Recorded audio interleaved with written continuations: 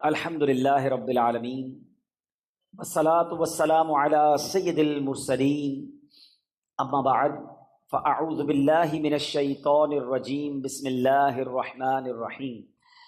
پڑھیے الصلاۃ والسلام علیک یا رسول اللہ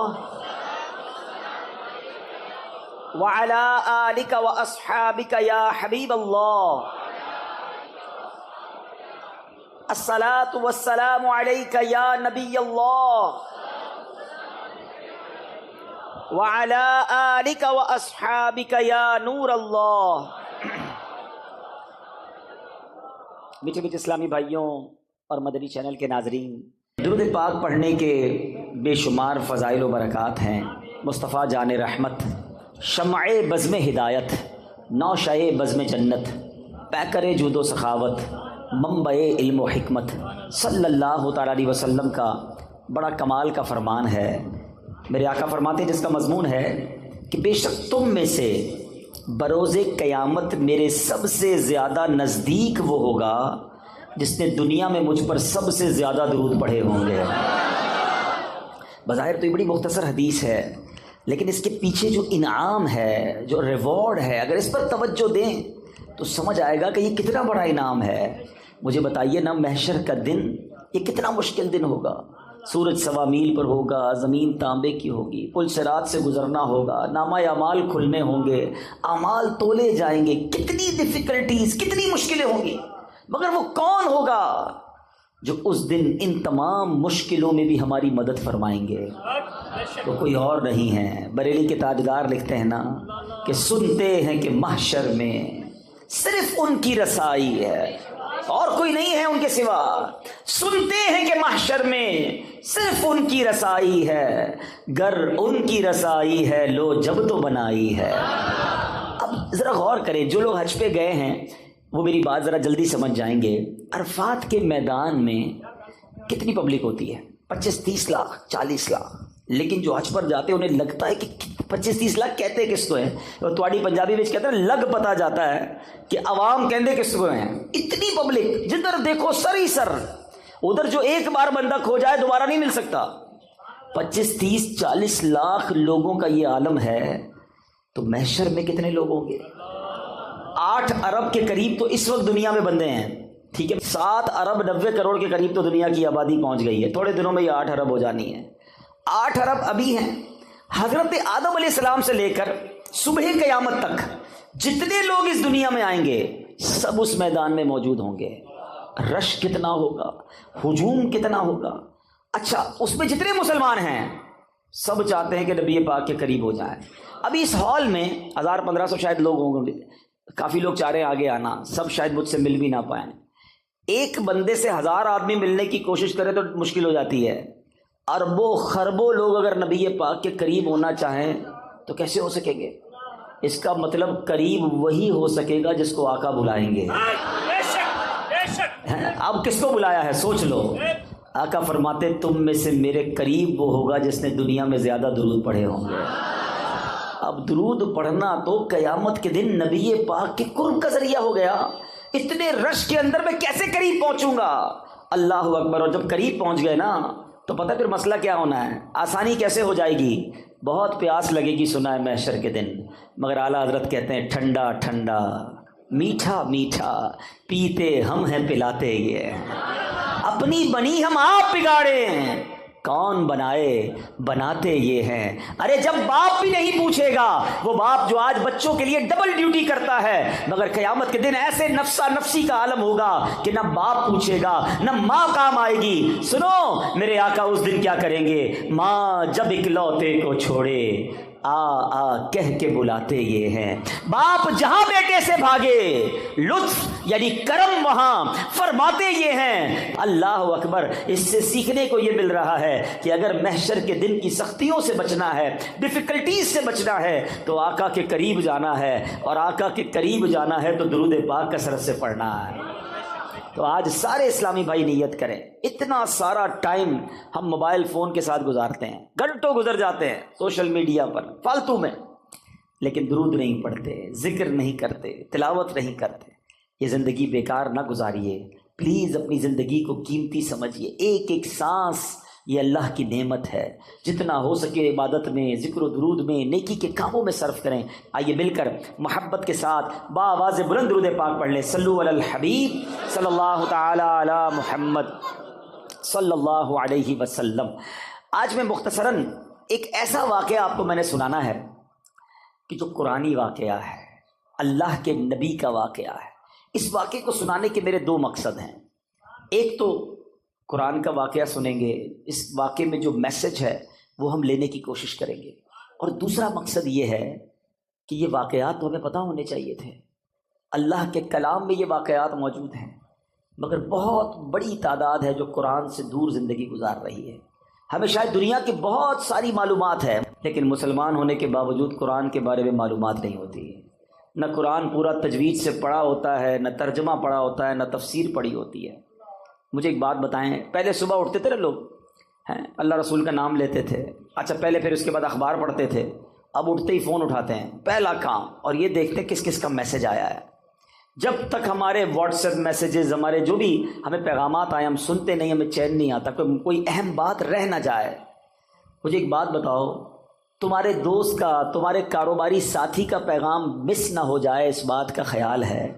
اتنی عمر ہو گئی، اللہ کا پیغام قرآن تمہارے پاس آیا ہوا ہے، وہ پڑھ لیا، جان لیا رب نے کیا فرمایا ہے، اللہ نے ہمارے لیے کیا پیغام دیا ہے؟ کبھی سوچا آپ نے؟ قرآن تو ویسے ہی اللہ کا پیغام ہے، مگر خاص طور پر 89 آیتیں وہ ہیں جس میں اللہ نے براہ راست ڈائریکٹلی مجھ سے اور آپ سے بات کی ہے. اور کیا فرمایا؟ یا ایھا الذین آمنو، اے ایمان والو، اے ایمان والو. ہم ایمان والے ہیں نا، ہم سے بات ہوئی ہے. کیا ہم نے وہ 90 کے قریب آیتیں پڑھ لی؟ اللہ نے کیا فرمایا، مجھ سے کیا بات کی ہے؟ میری فیملی کا، میرے دوستوں کا، میرے بزنس کولیگز کا پیغام ڈسٹرب نہ ہو، اس کا خیال ہے. اللہ نے قرآن میں ہمیں پیغام دیا ہوا ہے، ہمارے پاس ٹائم ہی نہیں ہے. مرنے کے بعد کیا ہم یہ جواب دے سکیں گے کہ یا اللہ ٹائم نہیں تھا اس لیے قرآن نہیں پڑھ سکا؟ خدا را قرآن سے دور نہ رہیں، پڑھیں قرآن کو، اتنا کچھ موجود ہے. اور حدیث پاک کا مضمون ہے وہ دل ویران ہے جس میں کچھ قرآن نہیں ہے. سوچو کہ ہمارے دل میں کتنا قرآن ہے، ہم کتنا قرآن پڑھتے ہیں. اب میں قرآن کا واقعہ سناتا ہوں. ایک مقصد یہ ہے کہ قرآن سے محبت بڑھے، قرآن پڑھنے کا ذہن بنے. قرآن سے دور رہ کر زندگی اچھی نہیں ہے. یہ قرآن، وہ دیکھیں نا، ہمارے موبائل میں بہت سارے سافٹ ویئرز ہوتے ہیں اور روز کئی بار کھولتے ہیں، مگر جس دن میں اور آپ قبر میں جائیں گے نا، ہمارے سارے سافٹ ویئر آف لائن ہو جائیں گے. بلکہ کچھ دوست کہیں گے یار کئی دن ہو گئے آن لائن نہیں ہوا، اور بعد میں پتہ چلے گا یہ بندہ تو خود ہی آف لائن ہو گیا ہے، خود ہی دنیا سے چلا گیا ہے. اس کا مطلب یہ ہوا کہ قبر میں جا کر سارے سافٹ ویئر آف لائن ہو جائیں گے، مگر جس نے قرآن کو تھاما ہوگا یہ قبر میں بھی آن لائن رہے گا، یہ قبر میں بھی تمہارے ساتھ جائے گا، قبر کا نور بنے گا. تو کیوں نہ روز کچھ نہ کچھ قرآن پڑھا جائے. تو آئیے نیت کر لیں، پہلی نیت تو یہ کر لیں کہ ہم روز کچھ نہ کچھ قرآن پڑھیں گے انشاءاللہ. اس کو سمجھنے کی بھی کوشش کریں گے. ہے نا دعوت اسلامی آپ کے پاس؟ بچوں کے مدرسے الگ تو بڑوں کے مدرسے الگ، آن لائن مدرسہ الگ. آپ پڑھنے والے تو بنے، ہر جگہ آپ کو فیسلٹی دعوت اسلامی دے رہی ہے کہ کسی طرح قرآن پڑھ لیں اور اسے سیکھ لیں. اور اب آتے ہیں بڑے ہی عجیب و غریب واقعے کی طرف. اور یہ واقعہ ہے حضرت یونس علیہ السلام کا. شہر تھا نینوا، جس کی ہدایت کے لیے آپ کو بھیجا گیا. آپ نے اپنی قوم کو اللہ کی طرف بلایا. وہ لوگ شرک کرتے تھے، وہ اللہ پر ایمان نہیں لاتے، بت پرستی کرتے تھے. آپ نے بہت ان کو سمجھایا، اللہ کی طرف بلایا. وہ قوم ہدایت نہیں پاتی تھی، ایمان لانے سے انکار کر دیا، الٹا آپ کے سامنے سرکشی کرتے تھے. تو آخر کار آپ نے کہا کہ اے لوگو، اب اگر تم ایمان نہیں لا رہے تو سنو، میں تمہیں عذاب کے بارے میں بتا رہا ہوں. اب تم پر عذاب آئے گا، اور میں کوئی بات جھوٹی نہیں کرتا. اب قوم کے لوگوں نے مشورہ کیا کہ یہ بات تو کبھی جھوٹی کرتے نہیں ہیں، اب ان پر نظر رکھو. اگر تو یہ راتوں رات ہمارے شہر سے چلے جائیں نا تو سمجھ لو عذاب آنے والا ہے. کیونکہ اگر یہ اللہ کے نبی ہیں تو جس شہر میں اللہ کے نبی ہوتے ہیں وہاں عذاب نہیں آتا. وہ قوم بت پرست بھی تھی مگر یہ بات بھی مانتی تھی. آپ پر فوکس کیا، آپ پر نظر رکھی، اور دیکھا کہ رات آپ شہر سے باہر تشریف لے گئے. صبح ہوئی تو عذاب کی بدلیاں، یعنی عجیب و غریب قسم کے بادل آنا شروع ہو گئے. قوم سمجھ گئی کہ اب عذاب آنے والا ہے. حضرت یونس کو ڈھونڈو. انہوں نے تلاش کیا، حضرت یونس پورے شہر میں نہیں ملے. اب قوم نے سمجھ لیا کہ عذاب آنے والا ہے. اب اس قوم نے کیا کیا کہ وہ ڈر گئے، کانپ گئے، اپنے بچوں کو لیا، عورتوں کو لیا، مویشیوں کو لیا اور پھٹے پرانے کپڑے پہنے اور جنگل میں نکل گئے اور رو رو کر اللہ کی بارگاہ میں توبہ کرنے لگے۔ حضرت یونس علیہ السلام پر اقرار اور ایمان لانے کی نیتیں کرنے لگے۔ شوہر بیوی سے الگ ہو گیا، مائیں بچوں سے الگ ہو گئیں، سب کے سب استغفار شروع کر دیا، گڑ گڑا کر رونے لگے۔ عذاب کے بادل آ چکے تھے مگر یہ روتے رہے، گڑ گڑاتے رہے۔ جو مظالم آپس میں انہوں نے کیے تھے، ایک دوسرے سے معافیا مانگنے لگے، کسی کی حق تلفی کی تھی اس کا حق واپس لوٹا دیا۔ سچی توبہ کر کے کہتے ہیں یا اللہ ہم حضرت یونس کے رب پر ایمان لائے، وعدہ کرتے ہیں ہمیں معاف فرما دے۔ اللہ کریم کو ان لوگوں کی اس گریہ وزاری پر، مخلصانہ گریہ وزاری پر، بے قراری پر رحم آیا اور عذاب اٹھا لیا گیا۔ دھواں اور عذاب کی بدلیاں جو تھیں، وہ بادل عجیب و غریب وہ دفع کر دیے گئے۔ شہر میں لوگ آئے اور امن و چین کے ساتھ رہنے لگے۔ اللہ کریم قرآن مجید میں اس کے بارے میں کیا ارشاد فرماتا ہے؟ قرآن کی پوری سورت کا نام سورہ یونس ہے، یہ پورا واقعہ اس میں موجود ہے۔ اللہ سورہ یونس میں ارشاد فرماتا ہے تو ہوئی ہوتی نہ کوئی بستی کہ ایمان لاتی تو اس کا ایمان کام آتا۔ ہاں، یونس کی قوم جب ایمان لائے ہم نے ان سے رسوائی کا عذاب دنیا کی زندگی میں ہٹا دیا اور ایک وقت تک انہیں برتنے دیا۔ یاد رہے کہ اللہ کی قدرت کا ایک اصول ہے کہ جب قوم پر عذاب آ جاتا ہے تو عذاب آنے کے بعد توبہ مفید نہیں رہتی، توبہ قبول نہیں کی جاتی۔ مگر یونس علیہ السلام کی قوم پر یہ احسان ہوا کہ عذاب کی بدلیاں آ چکی تھیں مگر جب وہ ایمان لائے تو ان سے عذاب کو اٹھا لیا گیا۔ اب ماجرا یہ ہوا، اللہ کے نبی تھے، آپ کو بتا دیا گیا تھا کہ عذاب آنا ہے، آپ نے اپنی قوم کو بتایا کہ عذاب آنے والا ہے، خود چلے گئے تھے۔ اب جب واپس آئے تو دیکھا قوم چین سے رہ رہی ہے، کوئی عذاب نہیں آیا۔ تو لوگوں نے کہا کہ حضور آپ اپنی قوم میں تشریف لے جائیں۔ فرمایا میں کیسے جاؤں؟ اب میں قوم میں جاؤں گا یہ لوگ تو مجھے جھوٹا سمجھیں گے اور مجھے قتل کر دیں گے، میں تو ان کو کہہ کر آیا تھا عذاب آئے گا۔ آپ اپنی قوم کی طرف جانے کی بجائے آپ اس قوم سے دور سمندر کی طرف چلے گئے، کشتی میں بیٹھے۔ جب وہ کشتی آگے جاتی ہے تو بیچ سمندر میں جا کر وہ کشتی رک گئی۔ اس زمانے کے لوگوں کا یہ ماننا تھا کہ بیچ میں کشتی جب ہی رکتی ہے جب کوئی بھاگا ہوا غلام کشتی میں بیٹھا ہو۔ تو لوگوں نے کہا ایسا کرتے ہیں، قرآن دازی کرتے ہیں اور دیکھتے ہیں کہ کون ہے جس کی وجہ سے یہ کشتی رکی ہے۔ اب جب قرآن دازی کی گئی تو حضرت یونس کا ہی نام نکل آیا۔ اس قوم نے حضرت یونس کو ہی کشتی سے اتار کر پانی میں ڈال دیا، ڈبو دیا پانی میں۔ ایک طرف قوم بچھڑ گئی، ایک اور آزمائش کہ اب آپ پانی میں ڈبو دیے گئے بیچ سمندر کے اندر۔ اور اللہ کا حکم دیکھیں، اللہ کی کرنی دیکھیں کہ ایک بڑی سی مچھلی آئی اور حضرت یونس کو نگل گئی۔ اب آپ مچھلی کے پیٹ میں ہیں، ابھی زندہ ہیں، ایک کال کوٹھڑی ہے، نظر کچھ نہیں آ رہا۔ اب حضرت یونس نے اس مچھلی کے پیٹ میں کیا پڑھنا شروع کیا؟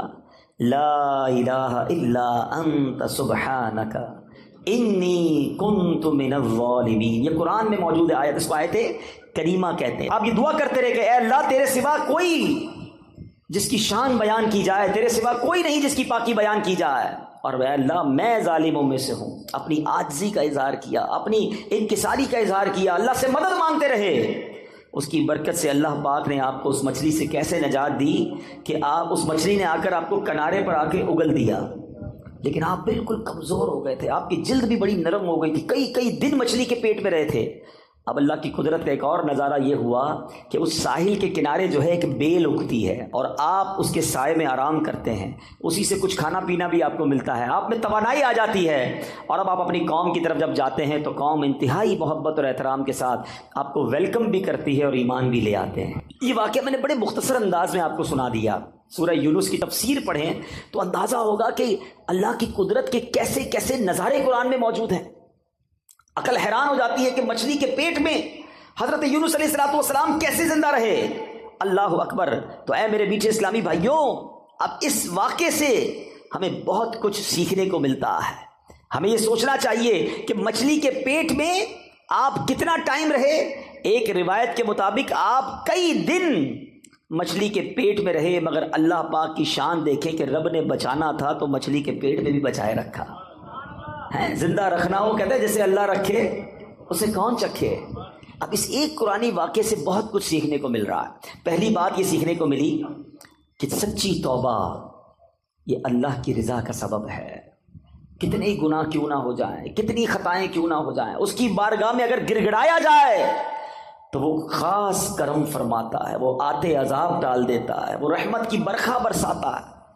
مگر پرابلم یہ ہے کہ آج ہم اللہ کی بارگاہ میں سر نہیں جھکاتے، اس سے سچی توبہ نہیں کرتے، اس سے دوستی نہیں کرتے۔ گناہ ہو گئے نا، مگر وہ کریم ہے، وہ رحیم ہے، اس سے مانگ لے معافی، مگر سچی معافی مانگے۔ یہ توبہ نہیں ہے کہ یا اللہ میری توبہ، یا اللہ میری توبہ، اور پھر دوسرے گناہوں کے پلان باقی ہیں، نہیں، سچی توبہ کہ اب نہیں کروں گا۔ جتنے گناہ ہیں وہ کریم کرم فرمائے تو ایک باری میں معاف فرما دیتا ہے۔ کیا خوبصورت شعر پنجابی شاعر کہتا ہے نا، کتنا کریم ہے میرا مالک۔ ایک گناہ میرے ماں پیو ویکھے مینوں عمری منہ نہ لاوے، ایک گناہ میرا ماں پیو ویکھے مینوں عمری منہ نہ لاوے، لکھ گناہ میرا مالک ویکھے او پھر بھی پردے پاوے۔ کتنی خطائیں ہیں مگر وہ رب پھر بھی روزی دے رہا ہے، پھر بھی کھانا دے رہا ہے، پھر بھی سانسیں دے رہا ہے، پھر بھی ہم آنکھیں حرام دیکھتی ہیں مگر وہ اندھا نہیں کر رہا، ہمارے ہاتھ غلط کام کرتے ہیں مگر وہ ہاتھ واپس نہیں لے رہا، پیر گناہوں کی طرف جا رہے ہیں مگر وہ لنگڑا نہیں کر رہا۔ لیکن اس کا مطلب یہ نہیں کہ ہمیں جواب نہیں دینا۔ قرآن ہی میں رب نے فرمایا یومئذ تحدث اخبارہا، ایک دن آئے گا کہ یہ زمین اپنی خبریں دے گی۔ اور ایک اور جگہ قرآن کیا فرماتا ہے، ثم لتسألن یومئذ عن النعیم، ایک دن آنا ہے جس دن تم سے ایک ایک نعمت کے بارے میں سوال ہوگا، کیسے جواب دیں گے؟ اے دن رات گناہوں میں گزارنے والوں، اے نمازیں قضا کرنے والوں، اے نشہ اور شراب استعمال کرنے والوں، اے حرام روزی کمانے والوں، اے مسلمانوں کے دل دکھانے والوں، ماں باپ کی نافرمانی کرنے والوں، خدا کے واسطے سوچو اللہ کی بارگاہ میں کیسے پیش ہو سکیں گے؟ وہ کریم ہے، اس سے معافی مانگ لو، سچی توبہ کر لو۔ حدیث پاک میں آتا ہے التائب من الذنب کمن لا ذنب لہ، گناہوں سے توبہ کرنے والا ایسا ہے جیسا اس نے گناہ کیا ہی نہیں ہے۔ ایسا کریم مالک، اتنا رحیم مالک، پھر بھی اسے ناراض کرے۔ تو آج پہلا سبق، پہلا مدنی پھول تو اس بیان کا یہ دیجئے کہ ہم اپنے رب کی نافرمانی نہیں کریں گے، سچی توبہ کر لیں، ہاں سچی توبہ کر لیں۔ اور اللہ کریم ہے، اتنا رحیم ہے، وہ اپنے بندوں پر اس کی ماں سے 70 گنا زیادہ مہربان ہے۔ اب معافی مانگے وہ معاف فرما دے گا، اور پھر آئندہ گناہ نہ کریں، نمازوں کی پابندی کریں، حرام کاموں سے اپنے آپ کو بچائیں، پھر دیکھیں آپ کی مشکلیں کیسے آسان ہوتی ہیں۔ بندہ کہتا ہے پتہ نہیں میرے کام ہی سیدھے نہیں ہوتے، نہ بیماریاں دور ہوتی ہیں، نہ پریشانیاں دور ہوتی ہیں، نہ روزی میں برکت ہوتی ہے۔ تم نے روزی دینے والے کو ہی ناراض کیا ہوا ہے، شفا دینے والے ہی تم سے ناراض ہے، جس نے عطائیں کرنی ہیں اسی کو تم نے ناراض کر دیا ہے۔ ارے اس کی رضا والے کام تو کرو، پھر دیکھو وہ کیسے رحمت کے دروازے کھولتا ہے۔ اب آتے ہیں اس واقعے کے دوسرے پہلو کی طرف کہ اللہ والے آزمائے جاتے ہیں، اللہ کے نیک بندوں پر امتحان آتا ہے مگر وہ اللہ پر بھروسہ رکھتے ہیں۔ مچھلی کے پیٹ سے بھی زندہ واپس آ گئے حضرت یونس علیہ السلام۔ تو اگر آپ بھی کسی مشکل میں ہیں نا، پریشانی میں ہے، تو ہمت نہ ہاریں، اللہ پر بھروسہ رکھیں۔ پرابلم یہ کہ ہمارا رب پر بھروسہ ہی ختم ہو گیا ہے، سب پر بھروسہ ہے، رب پر بھروسہ نہیں ہے۔ باقی دنیا والوں کی بات مانتے ہیں، یار فلاں منسٹر تو فلاں پیسے والا، فلاں عہدے دار رابطے میں ہوگا تو مسئلہ حل ہو جائے گا۔ نہیں میرے بیٹے اسلامی بھائیوں، جس کے ساتھ رب کی رحمت ہوگی اس کے سارے مسئلے حل ہو جانے ہیں۔ ان اللہ مع الصابرین، اللہ قرآن میں فرماتا ہے اللہ صبر والوں کے ساتھ ہے، تو صبر کر لو، اللہ کی رحمت ساتھ ہو جانی ہے نا۔ تو اللہ پر بھروسہ کریں۔ پرابلم یہ ہے کہ آج اللہ پر بھروسہ نہیں رہا۔ بعض اوقات تو ایسے جملے لوگ کہہ دیتے ہیں کہ وہ کفریہ کلمات کی طرف چلے جاتے ہیں۔ یقین جانیں اللہ کریم ہے، وہ رحیم ہے، وہ واقعی ہمارے لیے بہترین فیصلہ کرنے والا ہے، لیکن ہم بعض اوقات اس معاملے میں غلطی کر جاتے ہیں۔ ایسا نہ کریں۔ بزرگان دین اپنے بچوں کو توکل کا درس کیسے دیتے تھے؟ ایک بزرگ کے بارے میں آتا ہے، ان کا نام ہے احمد بن حرب رحمۃ اللہ تعالی علیہ۔ آپ نے ایک بار اپنے بچے کو یہ ٹریننگ دی کہ بیٹا جب بھی کھانا کھانا ہونا تو یہ گھر میں بڑی سی محراب ہے، ادھر جا کر دعا کرنا کہ یا اللہ مجھے کھانا دے دے، تو پھر روز یہاں سے کھانا مل جائے گا۔ اور اپنی زوجہ سے کہا کہ ایسا کرو کہ روزانہ بچہ جب دعا کرے تو محراب میں پیچھے سے کھانا رکھ دینا، تاکہ بچے کی بچپن سے ٹریننگ ہو کہ اللہ سے مانگنا ہے، اللہ پر بھروسہ رکھنا ہے، روزی دینے والے جو ہے وہ رب ہے۔ ایسے ہی ہونے لگا، وہ بچہ دعا کرتا، ان کی زوجہ کھانا رکھ دیتی، وہ بچہ کھانا کھا لیتا۔ ایک دن کیا ہوا کہ ان کی زوجہ کہیں کام میں مصروف ہو گئی اور لیٹ ہو گئی، کھانے کا وقت ہو گیا، دوڑتی بھی گئی تو دیکھا بچہ اس محراب کے پاس بیٹھا اور کھانا کھا رہا ہے. کہ بیٹے کھانا کہاں سے آیا ہے؟ کہ جہاں سے روز آتا ہے، اللہ روز دیتا ہے، آج بھی اللہ نے دیا ہے. اب وہ واپس آئیں اپنے شوہر کے پاس کہ حضور یہ تو کمال ہو گیا، میں نے تو کھانا نہیں رکھا. حضرت احمد بن حرب رحمۃ اللہ تعالیٰ فرماتے مجھے اسی دن کا انتظار تھا، اب تمہیں کھانا نہیں دینا، اب اللہ کی رحمت سے اسے خود ہی ملتا چلا جائے گا. یہ وہ لیول آف توکل ہے جو ہمارے بزرگوں میں ہوا کرتا تھا. حضرت ابراہیم علیہ الصلوۃ والسلام کو جب آگ میں ڈالا جا رہا تھا، یہ بھی قرآنی واقعہ، قرآن پڑھے تو پتہ چلے نا. حضرت ابراہیم کو جب آگ میں ڈالا جا رہا تھا، حالانکہ معلوم ہے کہ اتنی بڑی آگ ہے جو کبھی جلائی نہیں گئی ہے، آسمان تک شعلے ہیں. جبریل امین آتے ہیں، کہتے حضور آپ حکم کریں، ابھی میں بارش کا فرشتے کو کہتا ہوں پانی برسائے گا، آگ بجھ جانی ہے. فرمایا نہیں، میرا رب دیکھ رہا ہے، اگر وہ چاہے گا تو بچا لے گا، اور اس کی اگر رضا اس میں ہے کہ میں آگ میں چلا جاؤں تو میں راضی ہوں. ہاں وہ پنجابی شاعر کہتے ہیں نا، جے سونا میرے دکھ وچ راضی، میں سکھ نو چلے پاواں. یہ لیول آف توکل تھا نا. اچھا پھر جب آپ کو آگ میں پھینک دیا گیا تو پھر جبریل امین آئے، کہا ٹھیک ہے آپ ہم سے مدد نہیں مانگ رہے، اللہ سے تو مانگ لیں، اللہ کو تو پکار لیں.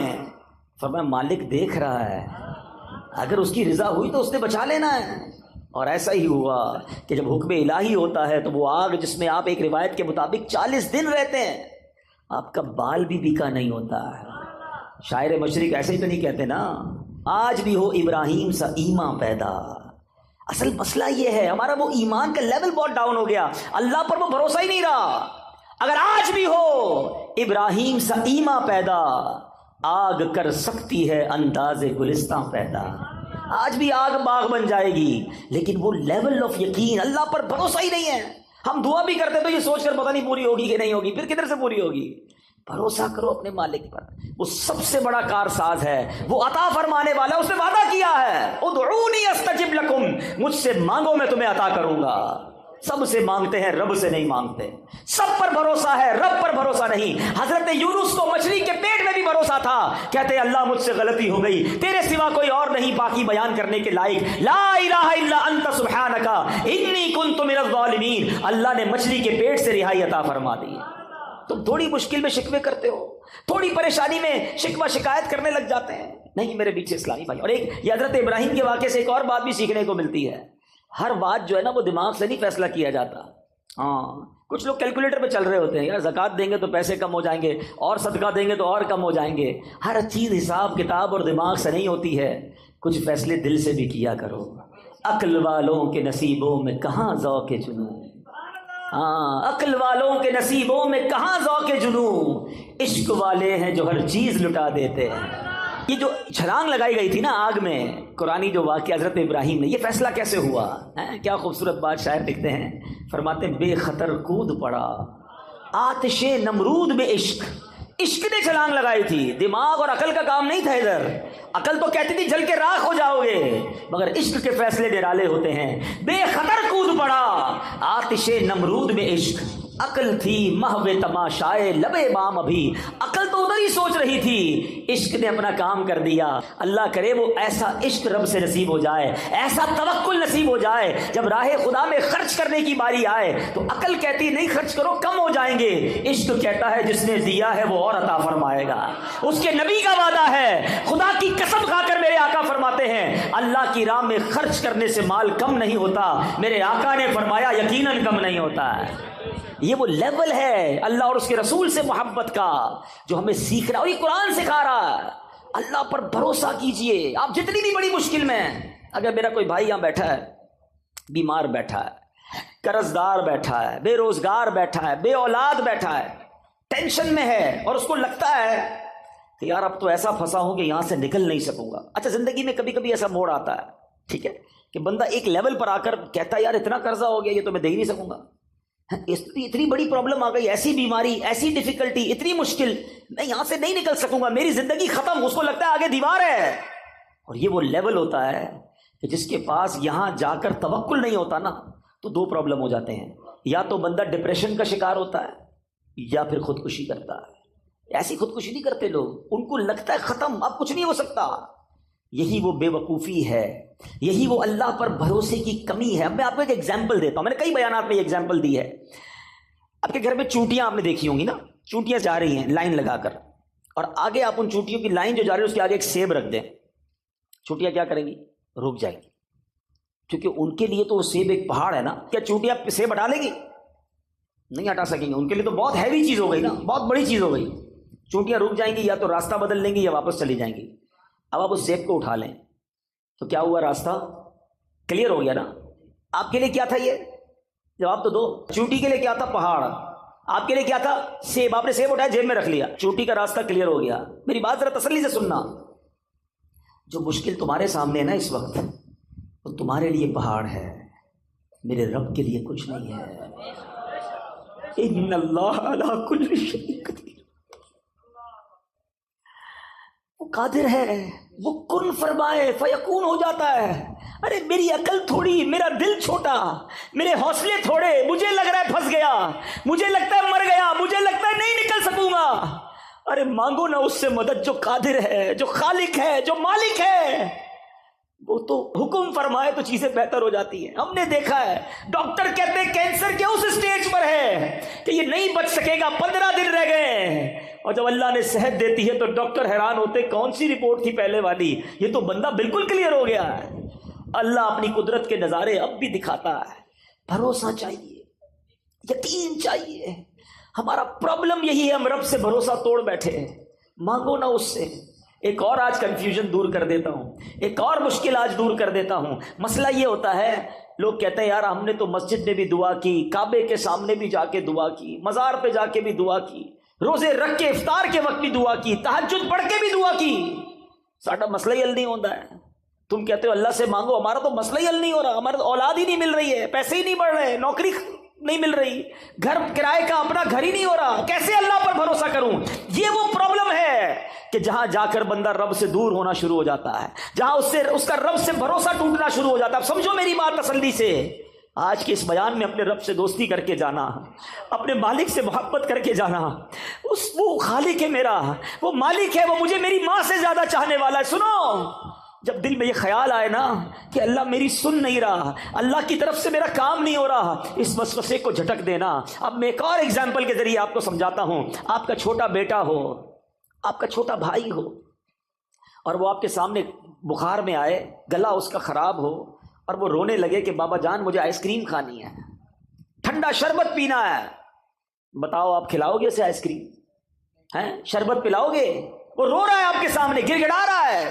اب آپ کا ایک دوست ساتھ بیٹھا ہے، کہتا ہے کیسے باپ ہو یار، بچہ رو رہا ہے، کھلا دو آئس کریم، کیوں نہیں پلا رہے شربت؟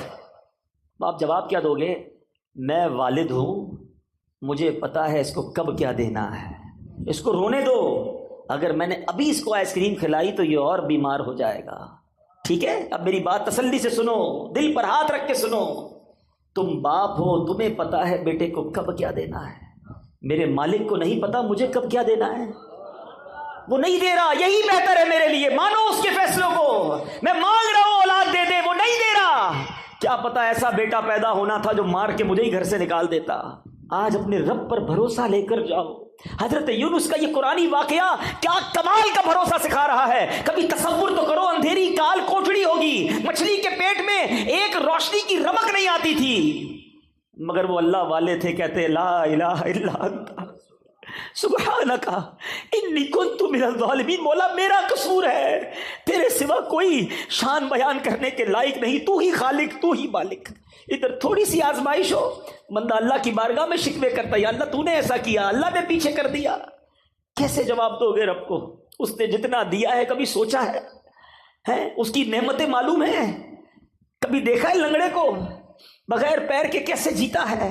کبھی دیکھا ہے اندھے کو بغیر دیکھے کیسے جیتا ہے؟ کتنی بار شکر ادا کیا آنکھ کا، کتنی بار شکر ادا کیا پیر کا اور ہاتھوں کا اور زبان کا.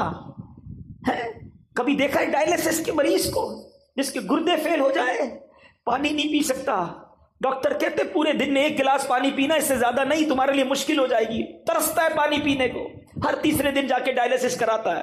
ہمارے گردے سلامت ہے، جتنا پینا ہے پیتے، جب پاس کرنا ہوتا ہے پاس کر دیتے، استنجا سے فارغ ہو جاتے. یہ نعمتیں یاد نہیں؟ ابھی پچھلے دنوں کرونا وائرس جب پیک پر تھا، اللہ ہم سب کو محفوظ رکھے. سانس کتنی بڑی نعمت ہے، یہ کرونا نے سمجھا دیا لوگوں کو کہ جب آکسیجن نہیں آتا ہے نا، انسان کہتا ہے ساری دولت لے لو میری، مجھے یہ سانس مل جائے، یہ سانس نہ رکے، اس کے پھیپھڑے پمپ کرتے ہیں مگر اسے سانس نہیں مل رہی ہوتی ہے۔ اس وقت کتنی دیر سے بیٹھے ہو اس ہال میں، کتنی سانسیں لینی، لے بھی لیں اور نکال بھی لیں، پتہ بھی نہیں چلا۔ کبھی سوچا یہ اللہ کی کتنی بڑی نعمت ہے؟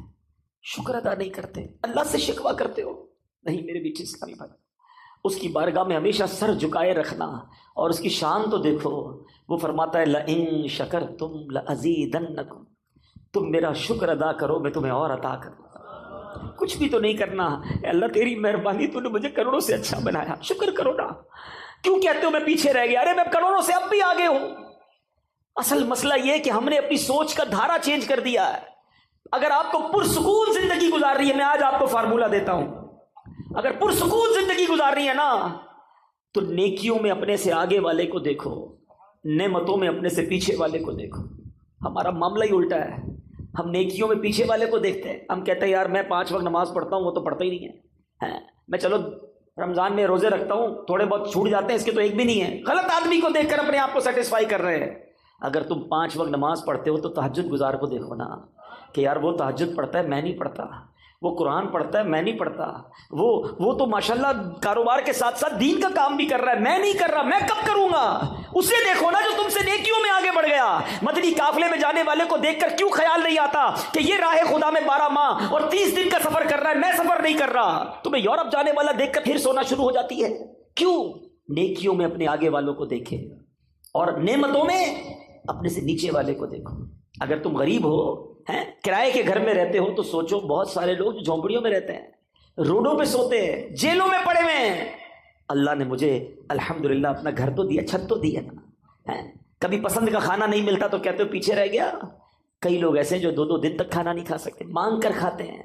اللہ نے ایسا تو نہیں بنایا نا۔ کروڑوں سے اچھے ہیں ہم اس وقت بھی، کروڑوں سے اچھے۔ اپنی اوقات پتہ کرنی ہو نا تو پیر محل میں بھی کوئی ہاسپٹل ہوگا، کوئی بڑا ہاسپٹل ہو نا، اس کے ایمرجنسی وارڈ میں چلے جایا کرو، اور وہاں دیکھا کرو لوگ کیسی کیسی بیماریوں میں آ رہے ہیں۔ پھر تمہیں احساس ہوگا کہ صحت کتنی بڑی چیز ہے۔ ہر حال میں اللہ کا شکر ادا کریں۔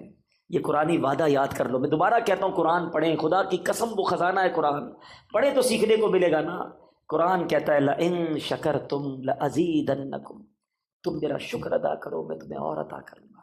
آج سے شکر سیکھ کر جاؤ، اللہ سے محبت سیکھ کر جاؤ، رب پر بھروسہ سیکھ کر جاؤ۔ جب کوئی کام ہو جائے نا تب بھی اللہ کا شکر ادا کیا کرو، اور جب کام نہ ہونا پھر بھی اللہ کا شکر ادا کیا کرو۔ یا اللہ تیری مہربانی، نہیں ہوا یہی میرے لیے بہتر تھا۔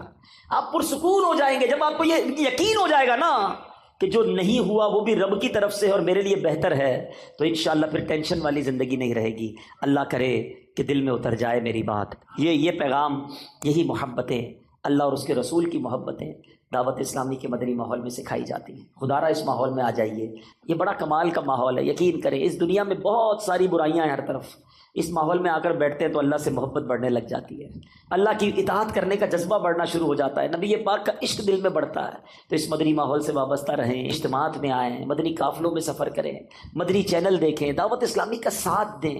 اتنا بڑا دین کا کام دعوت اسلامی کر رہی ہے کہ میرے خیال سے دنیا میں اتنی بڑی دین متین کی خدمت شاید کوئی اور آرگنائزیشن نہیں کر رہی۔ میں صرف قرآن کی اگر بات کر لوں، ابھی آج ہم چونکہ قرآن پر ہی بیان کر رہے ہیں، تو قرآن کی جو خدمت دعوت اسلامی کر رہی ہے، اس وقت دعوت اسلامی کے بچوں کے 4,500 کے قریب مدرسۃ المدینہ قائم ہے۔ تقریباً 2 لاکھ بچے بغیر کسی فیس کے قرآن پڑھ رہے ہیں۔ 95,000 سے زیادہ حافظ قرآن بن چکے ہیں۔ 2.25 لاکھ سے زیادہ بچے ناظرہ قرآن پڑھ چکے ہیں۔ آپ ذرا سوچیں، اور پھر ساتھ ساتھ جب بچوں کے قرآن کی بات ہوتی ہے، بڑے کہتے ہیں اب تم بڑے ہو گئے، بچپن میں پڑھا نہیں تھا، تو دعوت اسلامی نے مدرسۃ المدینہ بالغان بنائے، بڑوں کے مدرسے بنائے جس میں بچے نہیں آتے تاکہ آپ کو شرم نہ آئے۔ اور وہ کب ہوتے ہیں؟ عشاء کے بعد مسجدوں میں 15 منٹ 20 منٹ 30 منٹ جائیں، اپنا تلفظ درست کریں، اپنی قرآن کی تلاوت کریں، اور اس کے ذریعے بھی کتنے اسلامی بھائیوں نے قرآن ختم کیا، ہزاروں کی تعداد میں الحمدللہ یہ مدرسے پاکستان میں موجود ہیں۔ پھر ایک اور کام کیا کیا دعوت اسلامی نے؟ کچھ لوگ کہتے ہیں یار ہم مدرسے میں جا نہیں سکتے، تو فیضان آن لائن اکیڈمی بنا لی، یعنی آن لائن مدرسہ بنا دیا کہ آپ کی مرضی، آپ جب فارغ ہوں، جو یورپ وغیرہ سے آپ رابطے میں رہتے ہیں، یو کے میں رابطے میں رہتے ہیں، ہمارے اس وقت یورپ یو کے میں پوری دنیا میں 70 کے قریب ملکوں سے آن لائن ہمارے مدرسوں میں لوگ قرآن پڑھ رہے ہیں۔ 16,000 سے زیادہ اسٹوڈنٹ الحمدللہ علم دین سیکھ رہے ہیں۔ تو آپ بھی چاہیں تو آن لائن قرآن پڑھ سکتے ہیں۔ دعوت اسلامی الحمدللہ کئی شعبہ جات میں دین کی خدمت کر رہی ہے، تو ہمیں اپنی دعوت اسلامی کا ساتھ دینا ہے، حصہ بھی بنیں، زبانی ساتھ بھی دیں، خود پریکٹیکل درس و بیان اجتماع قافلے میں بھی جائیں، اور ساتھ ساتھ اپنی زکوٰۃ، اپنے عطیات دعوت اسلامی کو دیں، تو انشاءاللہ ڈھیروں نیکیاں حاصل ہوں گی۔ صلو علی الحبیب۔